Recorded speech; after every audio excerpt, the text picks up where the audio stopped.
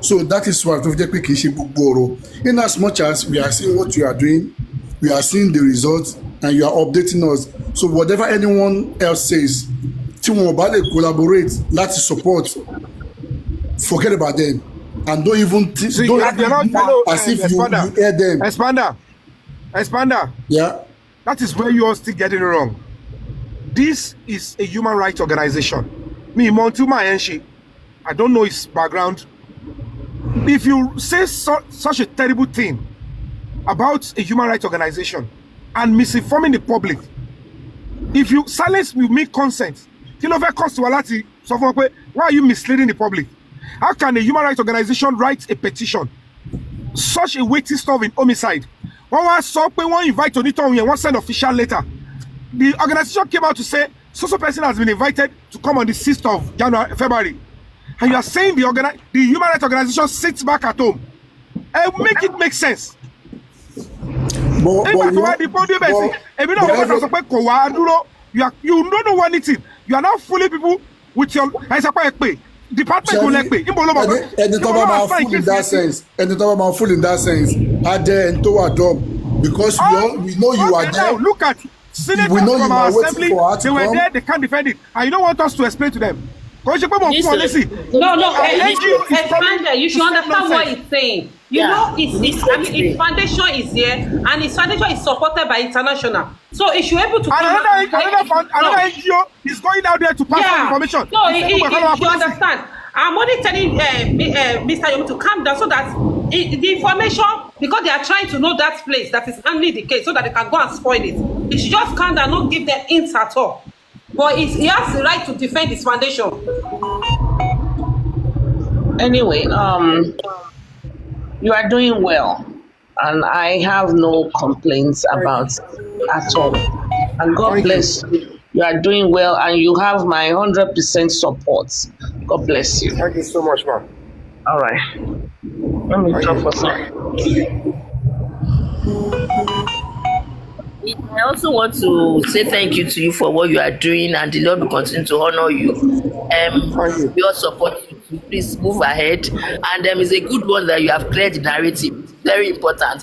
So Kijak, Otibonsi could get going straight and go and tell his African TV or wherever. So well done, Yomi. Well done, and thank you. God bless you. Thank you so much. I appreciate you guys. Justice is coming, and whatever the case may be, we all are interested in that video. Ego story tatuso Damola delete here. On record story. When I see any reason for concern, we will come out.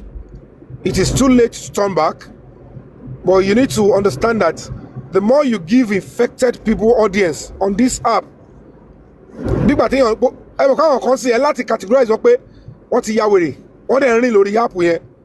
if you allow them, you will start talking like the mad person.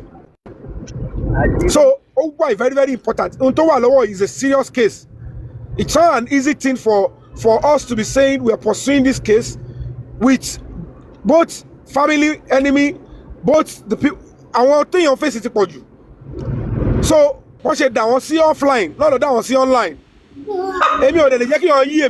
My mental health is important for me. So, lady here. Don't call some bala. What for you? The problem here. Mr. Yomi, the problem here is still with public, because I don't know why public will be throwing support for such people. Our public, Mama Trump, they will be supporting them, they will be danger them. I don't know. And they will say they are looking for the same justice we are looking for. You don't blame the public. When some of them are lying, people always probably ignore and they allow the lies to fly. There are things that I ignore. There are things that I have to refute. But it's not because of the lies. It's because of the mental health of the people listening. I will quickly speak up. They are just, making a whole mess of themselves. Just know it for free. Abandon petition to Lagos State Command Panti. Motilosi bigger command. And I've written my petition and even complained about the Lagos State Command. It's not an easy task. And that is why they are looking into my case. Only one command in the Olopani, that is the Federal Force Headquarters, Abuja. Your color control, IG. But the subsection of command are to look into, are to checkmate into the activities of police so that Olopa, while okay, I shouldn't be here, complain the higher place. It's just like when you see a supervisor, this cashier, you speak to a supervisor. If the supervisor is not doing well, you speak to your operation manager. If your operation manager is not doing well, you speak to the branch manager. That is crisis management. So in this case, the zonal command, which is the AIG, are saying we now see that your complaint are germane. So certainly they are looking into it, and that is why Wunmi won't invite tele, because on a good day, won't invite Wunmi to Lagos State Command. Don't want to have a video here. One interested in confession here. They are not interested in the confession, which of course was why the Karima was lift stamp, fake stamp ni Oluwole ni. So when you realize that at the end of the day, why would you give that person audience in the first place? Big bati wey dey mu to kato well yon bedroom ni te wan sáré tẹ̀lé kiri. So ti yin big bati yon sáré tẹ̀lé wey dey kiri ni, it doesn't make any sense. So ignore brain e bó ṣe wà yẹn, body city be ti kúrò. Àwọn tó jẹ́ pé kini be ẹ̀jẹ̀ ti gbẹ, oil ti kúrò láwọn robo mi tó wà no brain yẹn. Tẹ́ bá ko engage e kon dara yin láàmú ni. Na ó ti sọ láàárọ̀ yìí, ó ti ń gbẹ. Táyọ̀ yẹn jọ ẹ bá mi rọ oògùn ẹ̀jẹ̀ fún Kàrímọ̀. Nọ́ọ̀sì ní bọ̀ kò mọ̀ tẹ́ ṣe ń rán dẹ̀ ògùn. Ó ní àbúrò ẹ̀ ń fèsì gòbè lọ́wọ́, á fògùn ẹ̀jẹ̀ ránṣẹ́ sí. Ṣùgbọ́n òun náà fògùn ránṣẹ́ sí láti Amẹ́ríkà. Òyìn náà padà fi kan ránṣẹ́ sí lọ́hùn. Nígbà tó ti bẹ̀rẹ̀ justice báyìí lòun ti ń rù ló ti ń gbẹ, ó dẹ̀ ń tọ̀ lé. Mr. Yomi, ẹ má máa fún gẹ̀yẹn ní relevant, ẹ wo gbogbo alámọ̀ pọ́pọ́lọ ẹ̀ ti yí. Èèyàn ò lè sí nínú iṣẹ́ ìjàmbá kí lẹ́yìn expect pé kó gbẹ̀yìn ẹ̀, gbogbo apáta la mọ̀ pé wèrè ń ṣe lọ́wọ́lọ́wọ́ tó wà yẹn bó ṣe wà yẹn. So ó dẹ̀ wẹ́ni tó máa bù jẹ́, ó wẹ́yẹ̀ tó máa bù jẹ́, a dẹ̀ ti sá fún àwa kọ́ la máa gbẹ̀yìn wèrè. Gbogbo wa láti mọ̀ pé ìyàwó pẹ́kẹ́ wèrè ni, ọ̀bligi wíṣkì gidi ni, ọba àwọn òsínwín. So kò ní ká rárá máa sọ̀rọ̀ ẹ̀ mọ́, ẹ jẹ́ ká wá tá a nọ́mà àwa èèyàn gidi ká rárá fèsì ibi tá à ń lọ jẹ́. Àtọ̀lé èmi bá pò láàárọ̀ ìgbà mo bá pò African TV náà ó bú mi, ó bú African TV, African radio jàre, African radio ó bú àbẹ́rẹ́jì yà mo ní calm it down, mo ní cool down. Aláàárẹ̀ nìyẹn. Ara ń kọ́ náà, ara ṣẹ́mọ̀ bóyá olókùn yẹ̀rì. Mr. Yomi, ṣẹ́mọ̀ bóyá òní màmá ń yẹ̀rì kan rí nínú fídíò kẹta ni, kí lẹ́yìn expect. Nígbà tó ń lọ ṣe autopsy, tó ò sì mọ̀ pé result òfégè làwọn ọlọ́pàá gbé wá, ó jáde ó bẹ bàbá. Ìgbà tó rí padà ìgbà ẹni tún ìgbà tó tún padà tún rí pé kíní yẹn òfégè náà pé wọ́n rí pé pathologist wọn olódo ni, kò kàwé wọ pathologist kíní òfò ló gbé lọbẹ̀, ó tún jáde ó tún padà tún bú bàbá. Now àwọn public wá lọ ṣe títí wọn ò tí ì wá já pìtìpìtì wá bolí ayé ọ̀bligi wíṣkì. Ẹ wá ní pé kó má fi kan ra mọ́ yín Mr. Yomi nígbà tó ti rí pé wọ́n ti léyìn ẹ̀ lọ, wọ́n ti sọ ibùdó ọlọ́gẹ̀dẹ̀ gan tún sọ bàbá láàrọ̀ tó ní olè níyà ẹ̀ lọ ẹ wọ́n ní kí tìtìtì má bò. Àwọn yẹn nǹkan tí ń ṣe wọ́n jáde ẹ fàwọn yẹn lẹ̀, ẹ yẹ ká fèsì nǹkan tá à ń ṣe lọ yìí. Let's keep working hard, let's keep looking straight. Kíní yóò le, wọ́n gbọ́dọ̀ ó ní àwọn yí àwọn kan tí wọ́n gbọ́dọ̀ kọ́ sáré drill kan tó sọ di conjunction. Ṣó ti eyín? Bẹ́ẹ̀ ni o, ó di dandan. So God protection, níjọ́ ló máa ọ̀dà ògùn ẹ̀jẹ̀ fún Kàrímọ̀. Àǹtí sísè ti ó nù nílò ọ̀gbọ̀n ẹ̀jẹ̀ kan eléyìí ti kọjá ògùn ẹ̀jẹ̀. No straight. Eléyìí ti kọjá ògùn ẹ̀jẹ̀ fáwọn ẹlẹ́ má tiẹ̀ sọ̀rọ̀ ẹ̀ mọ́ bí ti bá wà. Ẹ wo bí ẹ̀kọ́ bá mi tọ́ díẹ̀ lókù gbogbo yín. Ẹ̀wẹ̀ ó léwu bẹ́ẹ̀ mi ṣiṣẹ́, ó dẹ̀ ń tọ́ àwọn èèyàn bá mi ṣiṣẹ́. Gbogbo ìtí mo tẹ́yìn kan fi pa pọ̀ ju 3 weeks lọ. Mi ò mọ̀ ẹ́ rí mi o. Àwọn ayé náà ló pariwo, ó ganu sí ni. Mi ò pè ẹ́. Mr. Olórí ẹbí ni òun bá sọ̀rọ̀. Tẹ́bà tí Mr. Mamu yẹn sọ̀rọ̀, ó dẹ̀ ganu sí àṣẹ deception ni. Kò yẹ yín. Mi ò bẹ́ẹ̀ ṣẹ́ ní tì. O kó kíní kan, ó lè mi ní kò bá mi dé ìṣòwò. Àwọn aláàárẹ̀ ló pọ̀ jù lórí kíní. Ọlọ́run gbàṣàkóso. Lẹ́yìn eléyìí ti máa bọ́ mbẹ̀. Màmá dáfà ni kó tó tẹ̀ tó mọ báyọ̀ kí wọ́n tó bá wọn ṣe justice kankan. ẹ continue. mo sọ fún gbogbo ẹni tó ṣàpá Mohbad ó fọlọ́ bàbúrà ẹ tọ́ra yín ni pé kò ní gba justice yẹn pé ẹ máa nọ́mbà bàbá yín òun gan fúnra ẹ̀ kan kúkú ń jà. Òun jà tí ò sùn ni eré olúwa kó sùn náà spirit ọmọ yẹn strong gan. Gbogbo àwọn kan tó ti sọ gbogbo àwọn ẹ̀ka gbogbo àwọn kan tó ti sọ ló ń ṣẹlẹ̀ spirit ẹ̀ strong gan. Àwọn èèyàn lóra ọ̀. báyìí náà àwọn tó lọ pa gan wá ti máa kábàámọ̀ pé kí ló dé tí wọ́n ṣe é wọ́n á ti máa kábàámọ̀ wọ́n mọ̀ pé ó máa lọ fàbí eléyìí wọ́n mọ̀. àwa lọ tọ̀nà wàá dùn sí ibi. kí lẹ sọ. ok yẹ̀yẹ̀ ẹ̀rẹ̀ múlẹ̀ mi. wọ́n mọ̀ tán bá mọ̀ pé ó máa lọ fàbí eléyìí ni ìjẹ̀wulẹ̀ ní lọ́wọ́ sí ó wá ṣe tó ó wá kan ogun àbámọ̀ pìtìpìtì wá bá ẹ̀gbọ́n ẹ̀ wọ́n ní ọmọdé pa ó ti pẹ́ tó ti ń pẹja tó ti ń dajẹ́ ó wá pa àrọ̀ gidigba wá lọ gbé káwọn máa ń yẹ̀rì ẹ̀gbọ́n ẹ̀ kò tiẹ̀ sẹ́yìn pé ẹ̀gbọ́n ẹ̀ ń rí kéèsì ó ń tọ̀ bára lórí afẹ́fẹ́ ẹ̀ wù mí ṣé nǹkan tó ṣe ṣó dáa ẹ̀gbọ́n ẹ̀ wọ́n ń tọ̀ bára. tọpọlọ bá ti ń fèlè ìtọ́mọ máa bọ́ǹdì ìgbẹ́ ọmọ ajábọ́. eléyìí tọ̀ gidi ni ẹ̀sà ó tọ̀ gidi mi ríbi tí erosion ti gba abẹ́ èèyàn kọjá rí bíi tí màmá ń yẹ̀rì kọ́. ogun ńlá nìyẹn bọ̀ justice lèmi wá ìtọ̀kọ́ lèmi wá justice mo wá fún Mohbad ẹni tó bá ń tọ̀ ọlọ́run ayọ̀ràn lọ rapax bẹ́ẹ̀ ẹ̀yin tó kú lè mójútó yẹn. ẹ bá wọrí. ẹ ló wà bá bó tí wàá gbé yẹn o. ẹ wá pẹ̀jọ.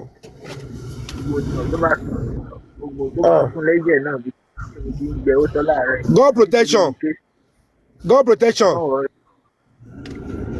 God protection da. èmi ni mo wá bí báyìí náà.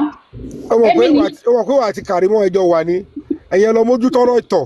Ọlọ́run má jẹ́ kémi àti láàlú ògiri òpó jọ wà ó mọ̀ pé mo ètì òun náà sọ ṣé ẹ̀gbọ́n ní láìfù ẹ̀ ni ó lóun mọ̀ pé mo ètì òun látọ̀dọ̀ bọ̀dá láti ó ní mo kàn wá sọ́dọ̀ láti wá gba information ni mo dẹ̀ ti mọ bí mo dẹ̀ ṣe tẹ̀lé yẹn èmi ti mọ bó ṣe ń pàrọ̀ ẹ̀ mo ti get pàrọ̀ ẹ̀ ẹ ti understand. God protection. mo ti get pàrọ̀ ẹ̀. humanity first kò sí bóyá fẹ́ rí àwọn pọ́blíkì àti assign ìwọ àti tunisco àti leo ẹ lọ mójútó ẹ̀yin olè má tọ̀ sára kẹ́ má mójútó ẹ jẹ́ káwa tó kù ká fèsì justice for Mohbad olóhùn níbi kan tí wọ́n. ọkọ ìjàpá ń kọ́ ńgbà tẹ́ni káwa lọ mójútó ìjàpá mẹ́ta wá ń kọ́ ibo ni kíyẹn wá mójútó. ṣé mi ni mo sanwó orí ẹ ni. ṣé mi ni mo sanwó orí ẹ ni Mr. Yomi. ṣé mi ni mo kóṣù lọ ní. ojúlówó lójú ṣàánú tẹ́ ẹ gbọ́. láyé ojú àánú ti fọ́ tìkà ló kù. olóhùn bú àwọn legal wèrè òun ṣe bá kọ ọmọ tó fi ń kó ìmọ̀ra nìyẹn ẹ wo kọ́nà ṣàgbàṣàkóso èèyàn ti wèrè lọ́yàn.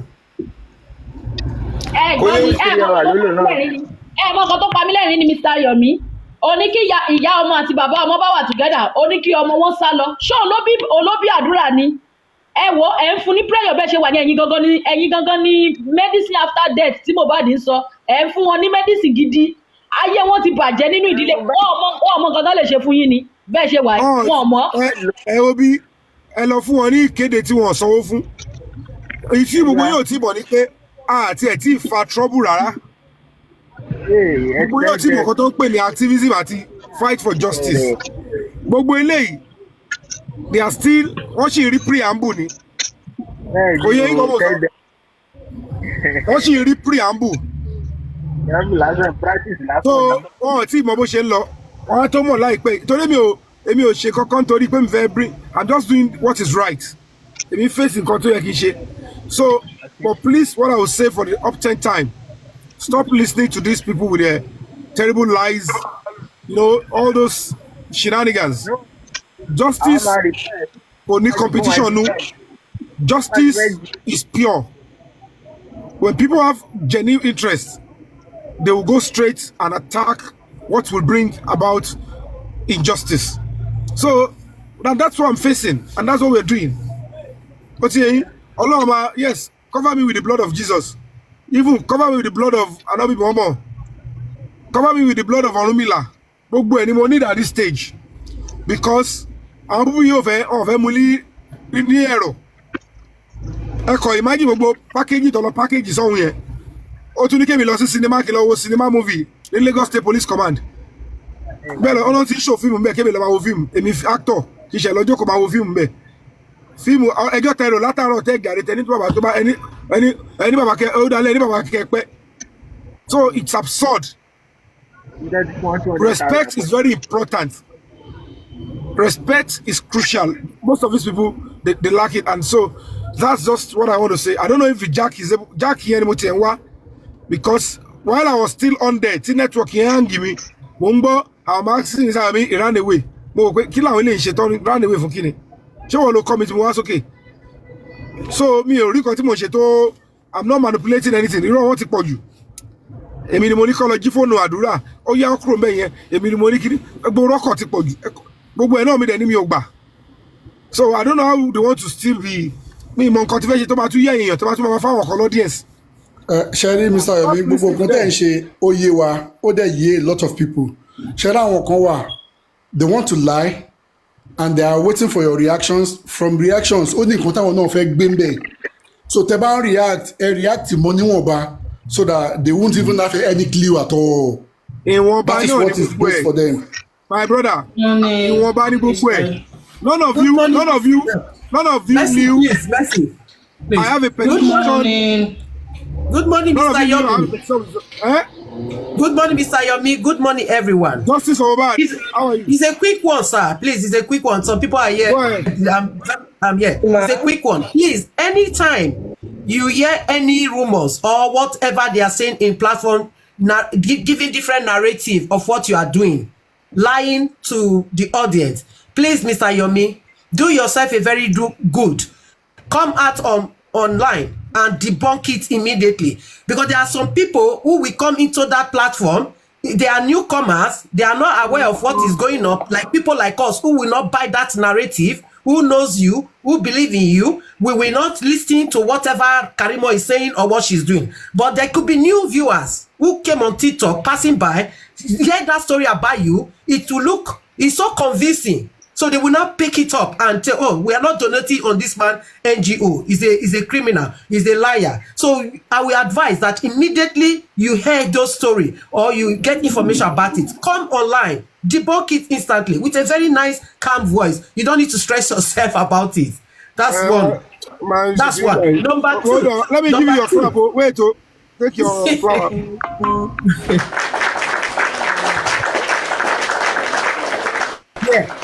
Yeah, number two, we all on this platform, we all on these panelists, we know you very well, we believe in you. So other people that have not known you, not heard about you, going to that platform, listening to those conversations, they will believe what Karimo was saying today. I was there in this morning, they wake me up from sleep, So then number two, whoever listening on top of my voice, if you are not happy with what Yomi is doing, carry your own platform. Come on live, do your own, go and investigate, get justice for Mohbad. Simple. You don't need to be on a social media condemning, destroying somebody's name for all efforts Yomi is doing to get justice. You are condemning him and you are sitting there, you are not doing nothing. Go and do yours. Simple as ABC. Number three, we should also know that Yomi is only helping to get justice for Mohbad, nothing else. Yomi has been living, feeding well, without Mohbad's justice or justice for Mohbad. Yomi have been living, feeding well.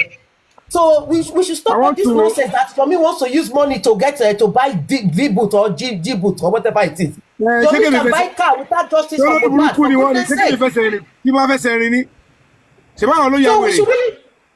So we should stop it. Karimo was saying that you are piling the NGO to buy car. If Yomi wants to buy car, Yomi can buy car without their business in Nigeria. There are things you can do without the justice for Mohbad. You get money. I am here working for my salary.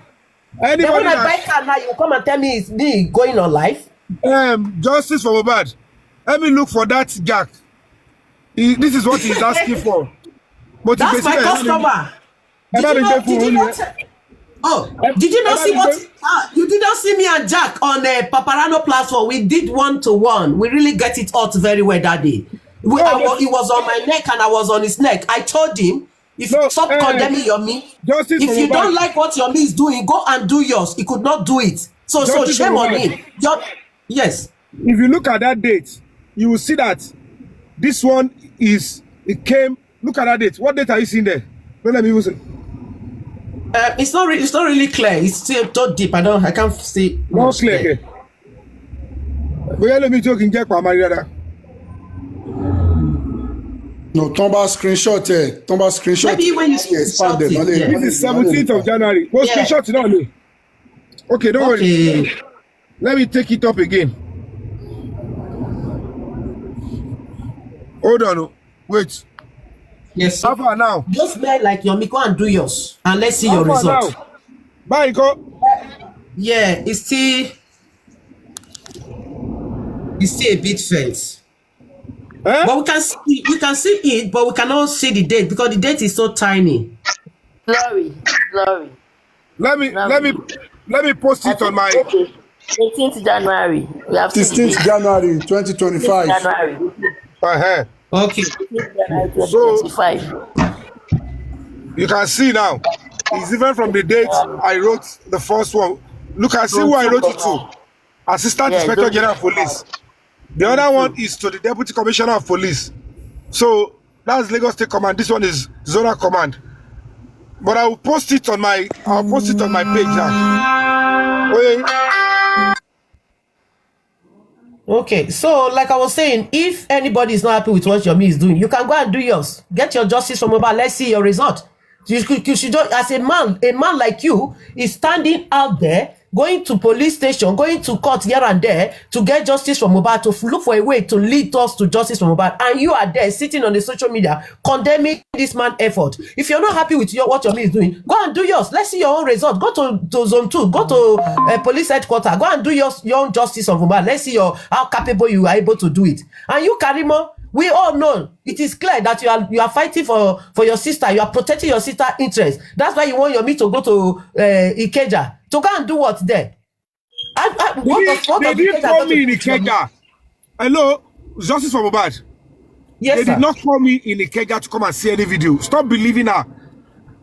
There is no way they will come. It's those people that are coming new that she will only go to. You know she is a distraction. So exactly. We shouldn't follow her way. We shouldn't believe on her. Like God's protections knows. You know, when someone is insane, you know the kind of words that will be coming out of such a person. So I just want Mr. Yomi just to be focused, because there are so many distractions here that want to distract him from doing the good thing. So you shouldn't look at that. They are making the video we are talking about. It's not my video. They wrote to me that this is what they want to send to me. 3 seconds. Let us see the video.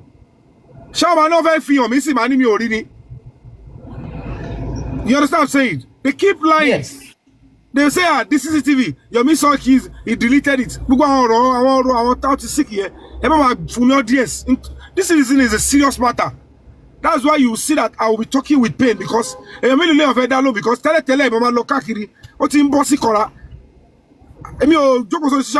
we are out there doing stuff offline.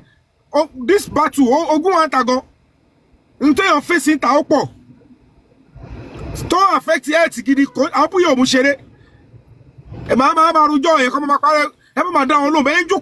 Particularly my own audience. I saw my senators, I want to pay you to make a mess of. I'm like, what is all this? If my senators can't speak convincingly, then people will believe this sick person. The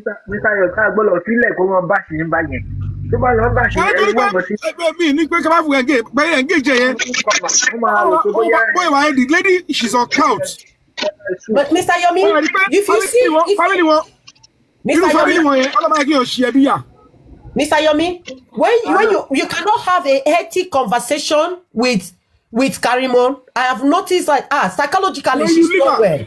You cannot have a conversation with her. Let her be ignored. It's always interruptive. When you are talking, she will not give you a space to talk. She wants to carry on. She wants the audience to listen to her alone, herself alone. No one else can speak. That's why I don't want to engage myself with that kind of person. You will begin to look like her when you engage a mad person. When you see that anybody who gives her audience, they should give her. If you want to say on your platform, you can note it down and just refute it or debunk it in your own platform. But that's engaging what I want to do person, later today. don't engage. If you need information, come and ask me. But engaging her when you know the truth or when it's not realistic could make any sense. Báwo ni ọkọ yẹn sọ pé okay o, wọ́n pe Yomi kó wá wo kiri kan irú African TV yẹn, àwọn invite Yomi lẹ́ẹ̀mejì kó wá. Invite for what? Invite for what?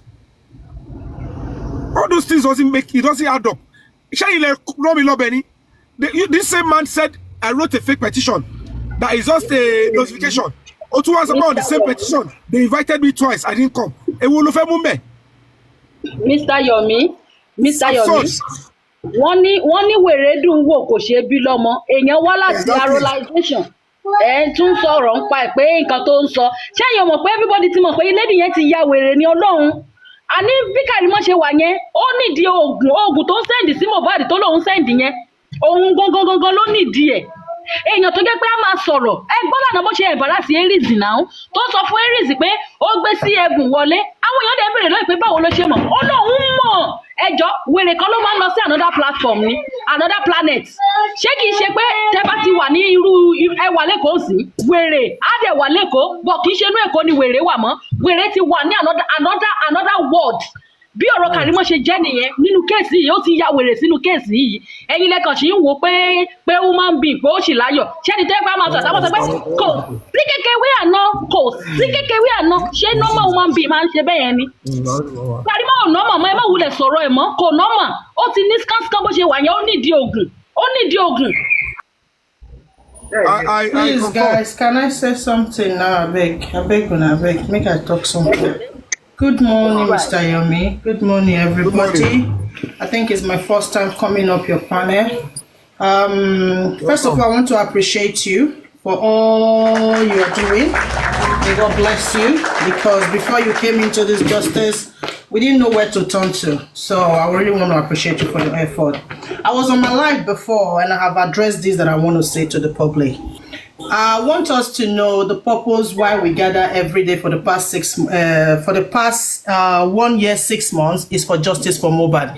And if you know you are actually fighting for justice for Mohbad, instead of you to go around castigating people who are actually putting their efforts on this justice, who are putting their life, in the first line of this justice, and instead of you going to them and had one-to-one conversation with them, but you go around the platforms and castigating them.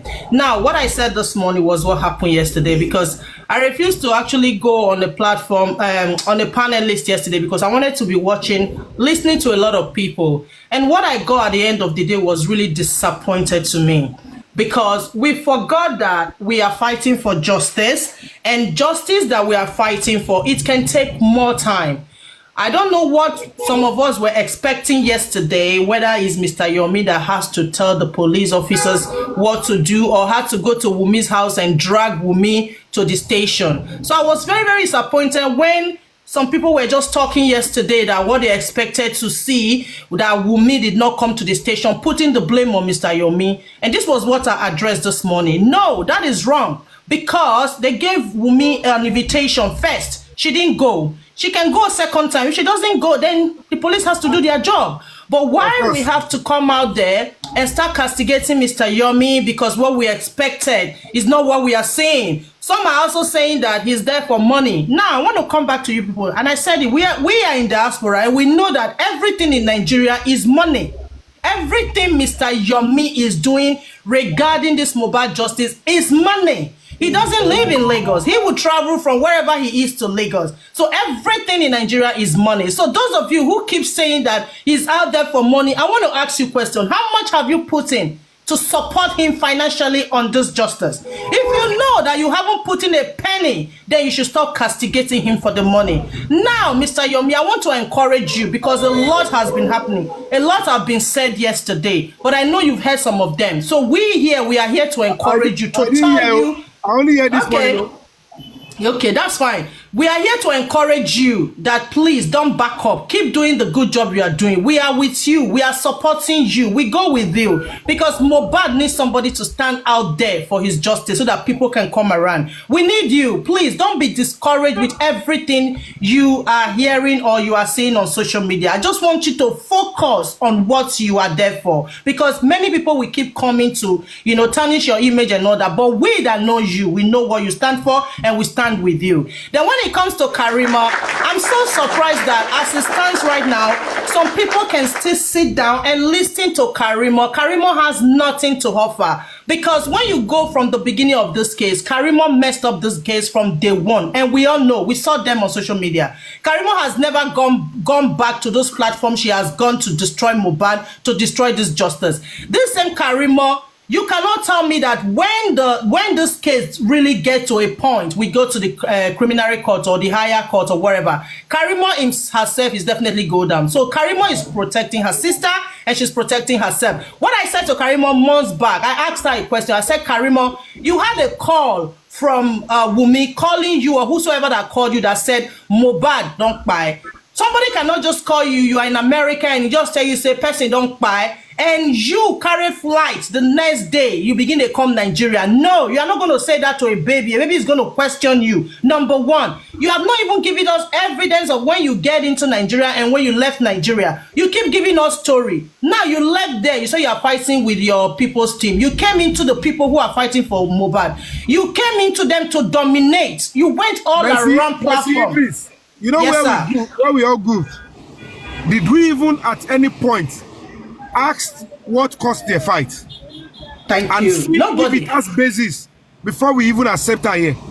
That is it. I think somebody said that thing yesterday in one platform. The person said we did it to ourselves because when Karimo came, if we had told Karimo, yeah, go back where you they come from, all these shenanigans she's doing inside justice, she won't be doing them. But we actually embrace her. Not me, I'm out of that. Some people embrace her, welcome her in because she wanted to come and know the secret. She wanted to come and know what we are planning so she can destroy the plans. And that's what exactly Karimat is still doing till today. Because if Wunmi is going down, Karimat is going down. Karimat is obstructing justice. There are a lot of things Karimat know that she's not talking. Then you sit listening to Karimat. Do you know why I'm terrified about that lady? You all know that there was no problem between me and her. But because Mohbad's spirit is very strong, there was no fight, I was sending you what was sent to me via DM. That means we are still in good term. As at the time I was sending to you, I was straightforward. I was not Oluwole. But because you wanted to debunk Bukky Jesse and it backfired, then I became a dishonest fellow. That was when I gave up on this lady. That what is this? How sneaky, shady, and manipulative this kind of person? And you can. And that's what she's been doing. That's what she's been doing, actually. She now keeps saying, "Oh, Mr. Ali, I saw him. I was not." They are asking her, "What caused your fight with him?" And because I didn't do anything wrong. And meanwhile, when they realized that I was moving close, and they've already set an ambush for me in Ogombo, she wanted me to go there and pretend she's still with us, so that my life, the whole justice will get ruined. That is how I became sneaky. I became shady. I said, this is a serious revelation. Yes, because yes, that's what. It was just like 3-4 hours earlier. We're still in good terms.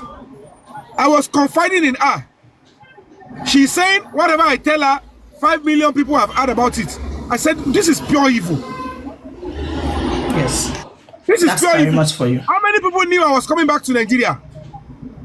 Until I show up that I was in Nigeria. How many people knew I was in Mohbad's estate after I returned back to Nigeria? And this lady is saying all these junks. I said, so this is the person, the whole public are saying, work with Karimo alone. No, she came to snitch. She came to snitch.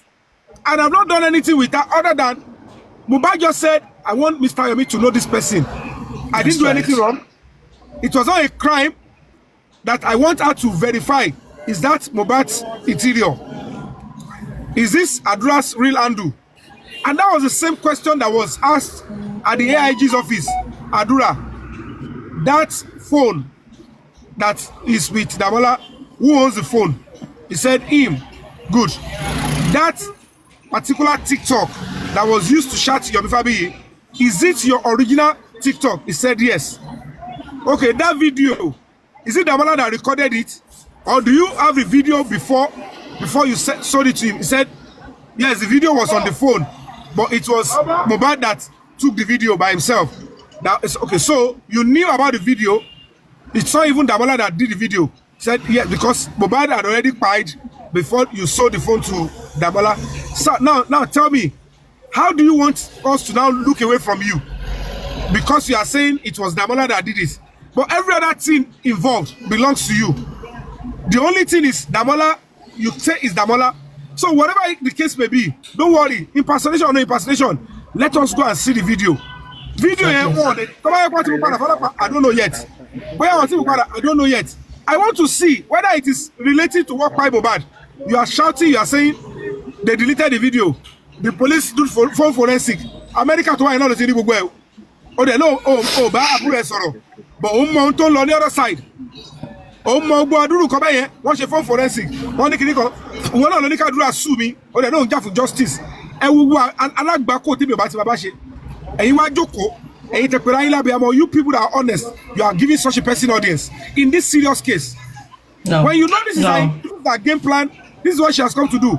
Blank her immediately. That is the best way a sane, upright person, when you pick interest in what she wants to say, is because you are at a level. When you know she's a mental case, she's a double agent. If you are not a double agent, it's not because it can affect anything. It can't affect what me I'm doing. Except you bring our case, or when I see my own people engaging her. I won't see it. And I won't see that anything they're saying. But when I see my own senators, Timon reload page me go engage here. I have to go there. Molati someone join the Kini Paparano and I have to pay to go and listen to Killer and Shipeleni. He told them about it. He Jackie and Bere. They say you wrote letter. Did you write it now? Me write it. Molo Sheikh, Molo Waja for his own two, the lawyer basic pay. No one pay me tell you only connection. Don't pay Adura. She will go off working tele. She won't do what tele. Her antenna is giving her information. Her antenna. I want to enter a commotion. So much for your own Judy. Oh, you're going to Magu or Shenny. I become a goon, a goon for you. Oh, no, one American, but only one who got to visa. I know. To buy the way you want. Why are you to okay? To walk away. Okay, we are going to meet a man. We are going to ship. Yes, let me just finish so that I can drop for somebody else to speak. I still really want to thank you. Thank you so much, and keep on the good work. You said something yesterday that really drew my attention, and I know that I think yesterday was the day I actually think into that. Now, what you said yesterday, because when you started playing that video, when a lot of people was castigating you up and down, I was just listening, watching, then you came into that preliminary first report of the police. And the preliminary first report, when the police were narrating how they got syringe from Mohbad's house and all that, it was really impressive because I've not really thought of that. Now, you said something. How did the police get those syringe? They went to Mohbad's house to get those syringe, and according to the police, normally in an homicide case where person for die for house, you can't just go in there and pick up the syringe and leave the house without sealing up the place. Okay, I want to come back. Yesterday, when you were analyzing that very video of the first report, the preliminary report of the police, right? There was something that was missing that I never got, but I got it yesterday from you because I never thought of that.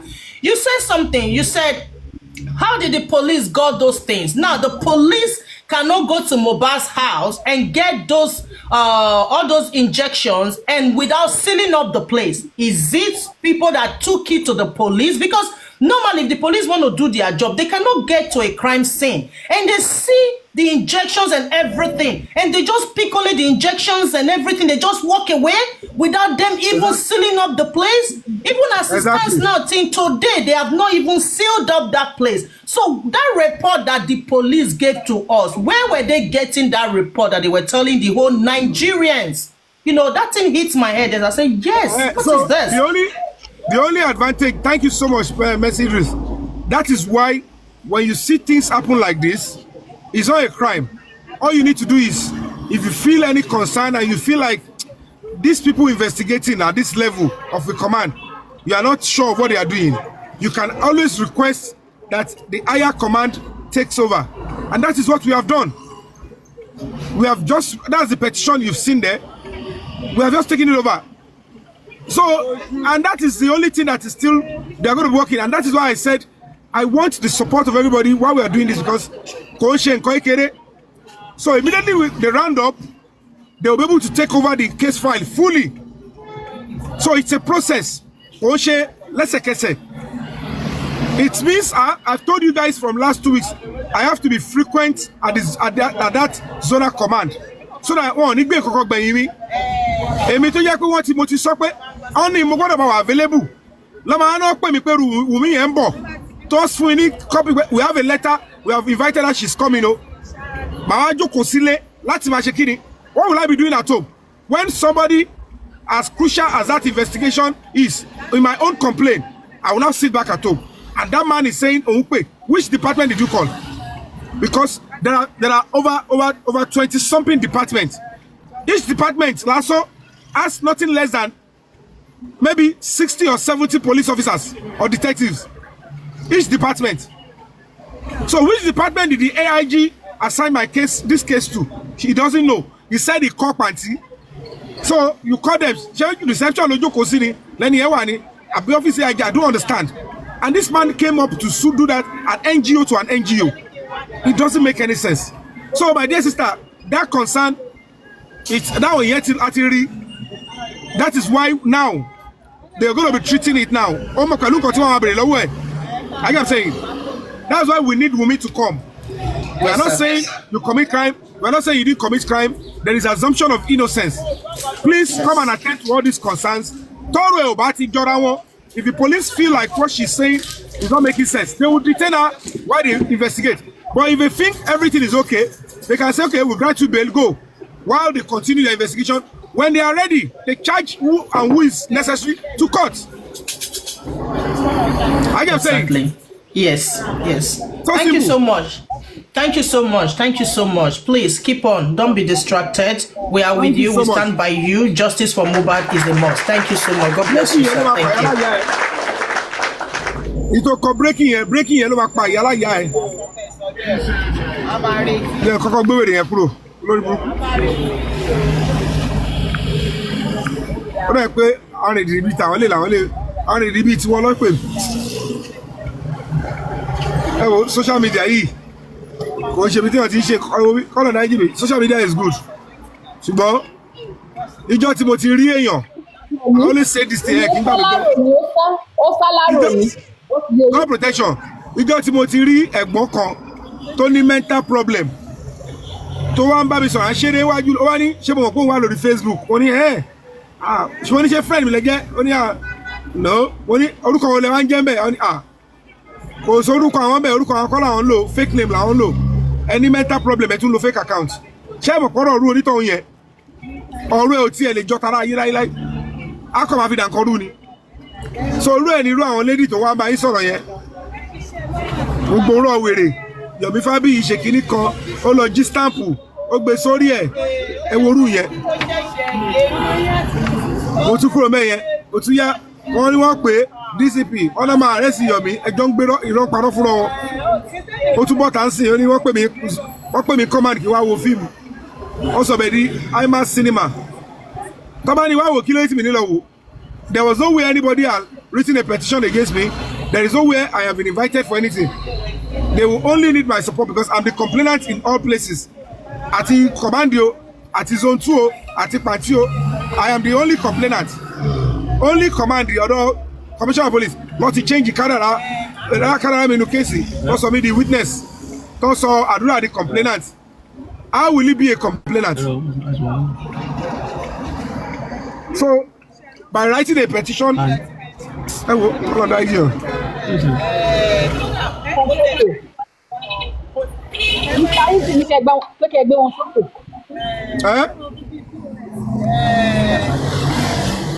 ẹ máa gbé lọ báyìí. Ẹ máa gbé lọ báyìí. Máa sẹ́ nọ́mbẹ̀ tí. Èmi tí a mọ̀ pé lágbára Ọlọ́run òun ni mo ti ṣe ń sọ̀rọ̀ wọ́n sọ kínní kan látàná Mr. Yomi mo ní kí nísìnyí báyìí wọ́n fẹ́ ṣe DNA kò kàn wá family matter wọn nìyẹn mo wá ní kí wọ́n lọ ọmọ tó tẹ̀ fẹ́ ṣe DNA fún yẹn níyẹn Mohbad tán fẹ́ lo kínní ẹ̀ fi ṣe DNA wọ́n lọ wò bóyá ó ṣì wà ń bẹ̀ ó má di pé bóyá wọ́n ti lọ sí wọ́n kàn fún wa ní fèkì tí ò bá sí pọ́pọ́lọpọ́ Ọlọ́run àti pé ẹ̀yin tọ́lọ́run rán pé kẹ́ ẹ tútù gbé kéèsì yẹn dìde kéèsì ti tán rẹ́dì ṣé ńgbà tí lọ́ọ̀yà ti kówó jẹ ìgbà tí lọ́ọ̀yà ti kówó jẹ tí everywhere ti tán kí ló tútù ní justice. Kò sí wàhálà. Ló gbà wá. Ó máa gbogbo ẹ̀ náà ó máa tó yé everybody. I only appreciate the patient. Mr. Easy sókè. Mi ò gbọ́. Ẹ bá mi gbé Mr. Easy sókè. Tani. Wọ́n ní lọ́ọ̀yà àwọn tún wá jáde ó tún wá ní pé a jẹun ní 9 million. Ẹ káàárọ̀ ẹ kú iṣẹ́ Olúwa Ọlọ́run á túbọ̀ máa fún yín lágbára lọ God protection àti lọ́ọ̀yà kówó jẹ o lọ́ọ̀yà kówó jẹ wíwá Rasaki wíwá Rasaki òun ló kówó wa jẹ Mr. Yomi Ọlọ́run máa kún yín lọ́wọ́ ṣiṣẹ́ lágbára Ọlọ́run máa fún yín lẹ́mìí gígùn ṣé tí rí ọmọ Kàrímọ́ yẹn a rò wípé ó ti change ni kó fẹ́ tọrọ ìdáríjì ẹ̀ṣẹ̀ kó fẹ́ jẹ́wọ́ àmọ́ wípé ṣe ló mọ̀ọ́mọ̀ wà sáàrin wa láti wá máa dápọlọ ìgbà tí mo ti ẹ̀ ń gbọ́rọ̀ ẹ̀ láàárọ̀ yìí mo kúrò ńbẹ̀ mo ní kí ló ti Papiano aláò olórí burúkú ọmọ wèrè dùgbòlùgì kó wá máa twist ọpọlọ wa. Méjì ẹ wà monetize so ẹ tó bá fẹ́ enjoy showbiz. Alárùn ọpọlọ lọmọ yìí náà mo kúrò ńbẹ̀ ni pé ọmọ ìwèrè lélẹ̀ wèrè gidi gan tó ló ti ya wèrè. Post what on her page old whatever ẹ lọ wo date tó wà mẹ́. Kí ni títí ẹ̀ láti máa lọ up and down láti máa tweet ọpọlọ wọn èèyàn kí ni títí ẹ̀ kí ni effort ẹ̀ kí ni iṣẹ́ gangan olórí burúkú ọmọ yìí olórí burúkú ọmọ eléyìí tí ẹ ti clear wípé like ó ń support àbúrò ẹ̀ kò fẹ́ káṣírí ikú yẹn tú ó rí pé ọ̀rọ̀ àdúrà yìí ló fẹ́ jẹ́ káṣírí ikú yẹn tú ọmọ yìí wá bẹ̀rẹ̀ sí ní gbawájú ó ń gbẹ̀yìn ló bẹ̀rẹ̀ sí ní takùbọ̀dá Yomi o kí ni títí ẹ̀ gbogbo àwọn tó ń tẹ̀lé gan gbogbo wọn ti jọ ya wèrè papọ̀ wèrè jọ ní gbogbo wọn because ẹ bá jókòó kẹ́ wò ẹni inú òun jà pé òun fẹ́ mọ kó tó pa Mohbad then evidence jáde òun gba abẹ́wájú òun gbẹ̀yìn òun gba wájú òun gbẹ̀yìn like kó máa sọ wípé òun fẹ́ fìyàn sí kó máa dẹ́pọ̀kè lọ́tí bọ̀dá Yomi yẹn kó lọ síbì kan lọ́tí kọ́kọ́ bẹ̀ sí ní rope ẹ̀ irú iṣẹ́ tóun ṣe gangan ni Ògúnfe White ló ránṣẹ́ òun wá sáàrin wa láti wá máa da láti wọn rí kò rí nǹkan gidi láti ṣe jù pé kó máa bá àwọn èèyàn jà kó máa gbé fọ́tò èèyàn kó máa drag èèyàn kò ní nǹkan méjì ní ìdẹ̀mọ̀ bóyá ó ní tìjú aṣọ ìtìjú kankan ọmọ yìí ò ní aṣọ ìtìjú kankan báyìí gbogbo èèyàn ló ti bájà gbogbo èèyàn ló ti bú gbogbo èèyàn ló ti drag ọmọ yìí ti wá ya wèrè ó yẹ kó ti bù ú so ó yẹ kó bù ú so kó so mọ́lẹ̀ kó máa treat ẹ̀ ní bó ṣe wáyé àánú ẹ̀ dẹ̀ ń ṣe mí àánú ẹ̀ ń ṣe mí. Yẹmí sọ ṣé ẹ mọ̀ tí mo ti mọ̀ pé Kàrímọ́ nídìí Kàrímọ́ gbé lọ sí wọ́ọ̀rọ̀ ó ní èèyàn kan gbé sí ẹ̀bùn wá ṣáàtì ẹ̀ wọ́n wá ní pé báwo ló ṣe mọ̀ oríṣi ló wà ń bẹ̀ ó ní àìná ìmọ̀ ọpọlọ rántí ìyá kan báyìí tó ń pè ní iye lómi lọ́dọ̀ wa ń gbà yẹn ìyá yẹn náà ní sọ́sán ó ti yẹ yín ìyá yẹn máa sọ fún yín pé orí ìwọ tó ń sọ̀rọ̀ ní òkè kínní o pé a máa wà nulẹ̀ ìyá yẹn máa sọ pé òun rí àwọn tó ń sọ̀rọ̀ ní Adó Èkìtì ó máa náà rí àwọn tó ń sọ̀rọ̀ òun ibẹ̀ kò dẹ̀ kúrò ní Àkúrẹ́ o now gbogbo wa lọ padà sọ́dọ̀ Kàrímọ́ ó lóun mọ̀ pé eréṣì ló wà ń bẹ̀ ibẹ̀ mo ti mọ̀ pé ẹ̀gbọ́n iye lómi lélẹ̀ ọmọ bíbí inú iye lómi ní àrùn kankan náà ní bìsẹ́ márùn tó ń ṣe ìyá yẹn ló ń padà ń ṣe Kàrímọ́ no doubting.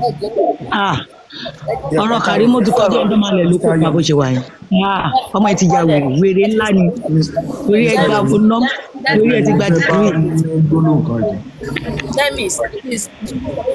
All right, I want to go now, guys. I need to know Mr. Yomi ẹjọ mo fẹ́ sáré sọ kankan ní kẹtó drop ẹ. Okay, ẹjọ mo fi orí Ọlọ́run bẹ̀ yín ní platform tí wọ́n kúrú pé Papiano yẹn ẹjọ ẹ avoid the platform yẹn ẹjọ. Number 2, Africa TV Papayano dà. Papayano gbà sórí ohun àti Papayano gbọdọ̀ dùgàn lóru. Papayano dà rárá no. Ẹ má dá sáwọn méjèèjì. Papayano rárá ẹ má sọ bẹ́ẹ̀ wá Papayano the best o. Mo mọ nǹkan tí mò ń sọ ẹ ní sùúrù ẹ jẹ́ kí mo ní point nǹkan tí mò ń sọ ni pé tẹ́ bá rí i pé gbogbo àwọn tó ń takò Kàrímọ́ wọ́n pọ̀ sí wọn jẹ́ káwọn èèyàn sọ̀rọ̀ Kàrímọ́ dẹ̀ ìjọba lórí platform yẹn Kàrímọ́ nìkan ló ń sọ̀rọ̀ lọ́wọ́ fún láàyè tó bá fẹ́ sọ̀rọ̀ tó ní point wọ́n máa mú ìtì àwọn ò ní jẹ́ kó sọ̀rọ̀ on which is very wrong. Papayano ti lọ sùn because tẹ́ bá wà ń bẹ̀ lórí tí Papayano ṣe ń ta àti ó bu gan ó lọ tún padà wá ní lórí burúkú ṣebí mo wà ń bẹ̀ tí mo ń takò Kàrímọ́ náà mo ṣépè fún yàrá ìyá ẹ̀ olórí burúkú ara ẹ̀ ní ìmọ̀ nígbà tí àwọn èèyàn ṣe ń bí sí díẹ̀ ẹjọ́ nǹkan tí mo fẹ́ sọ nìyẹn àwọn tó dẹ̀ list sí Kàrímọ́ sìn ó dà pé àwọn èèyàn gan ti ya wèrè because mi ò rí nǹkan tí èèyàn tó ń sọ̀rọ̀ ṣèbí ó sọ nígbà kan pé fídíò tí Mr. Yomi send ẹ pé fake ni fídíò yẹn so why tó ń ṣe sọ pé fídíò yẹn ti wà ní kinníkan contra láti divert àwọn èèyàn attention àwọn èèyàn ni ẹ fi bọ̀ ẹ fi jẹ́ yẹn. òun ló kọ́kọ́ gbé fídíò yẹn jáde irọ́ ló pa. pé òun ló kọ́ gbé jáde ṣe ìgbà yẹn ó tẹ̀ sọ pé ṣèbí. because fídíò ọwọ́ ẹ̀ wọ́n cover ẹ̀ kò ń ṣe fídíò wọ́n ìfìlàsán ní fídíò ọwọ́ ẹ̀ ń gbà yẹn. ṣé ẹ gbọ́. irọ́ ló pa ń gbà yẹn irọ́ ló pa. ṣé ohun tí wọ́n confess bí Mohbad ṣe kú yẹn ṣó believe àbí kò believe ṣó òótọ́ ló ṣẹlẹ̀ àbí ò ṣẹlẹ̀. The simple question you ask. kò ní dáhùn question bọ́dá Yomi kì í dáhùn question bá béèrè question lọ́wọ́ ẹ̀ kò ń dáhùn question ọ̀bùkọ́ mi ló máa sọ kò ń dáhùn question ibi tó yẹ lórí burúkú dé kò ní dáhùn question. ó máa ń bá a ní ní story.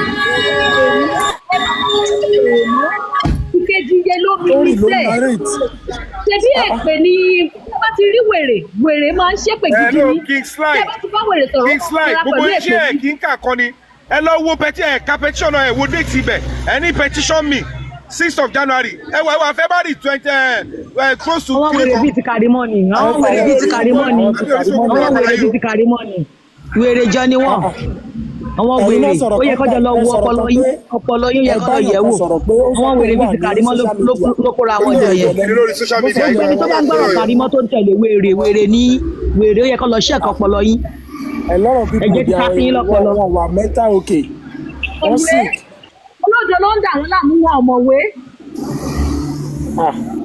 because irú Kàrímọ́ yẹn tó ń tẹ̀lé Kàrímọ́ ẹ̀yin tẹ́ bá mọ Zainabu Cairo tó ń tẹ̀lé Kàrímọ́ ọjà analysis gẹ̀ yẹn máa ń ṣe kí ló máa ń ṣe nílé ayé ẹ ti mọ̀ pé kówèrè pàdé kówèrè ni ìwù Kàrímọ́ lọ̀gá àwọn wèrè ó wá kó àwọn wèrè mọ́ra ìyẹn là ń pè ní kówèrè ọ̀fọ̀ orí TikTok wọ́n ṣe ń ṣe nìyẹn wọ́n ní nípasẹ̀ ọ̀rọ̀ wọn àwa yóò mọ̀ wọ́n òun náà ṣe ń ṣe bẹ́ẹ̀ yẹn pé ọlọ́run ẹ̀jẹ̀ ká máa sọ̀rọ̀ wọn àmọ́ báyìí nígbà tí èèyàn kan connect mi mọ́ Kàrímọ́ mo dẹ̀ wo táìmù wọn bíbá ti bọ́ sí 12 mo pariwo sani Sátánì orí mi kọ ibi torí kí ni ẹni tí mi fẹ́ jírí tí mo fẹ́ lọ ń gbọ́ ohun ẹ̀ mo jápa ni mo kọ́ ti fóònù mi tí mo switch ẹ̀ off ni mo lọ sùn straight so Kàrímọ́ ti ya wèrè yẹn wà nú ẹ̀jẹ̀ ó ti yẹ yín wèrè náà sì lágbóde ẹ má wulẹ̀ sọ̀rọ̀ ẹ̀.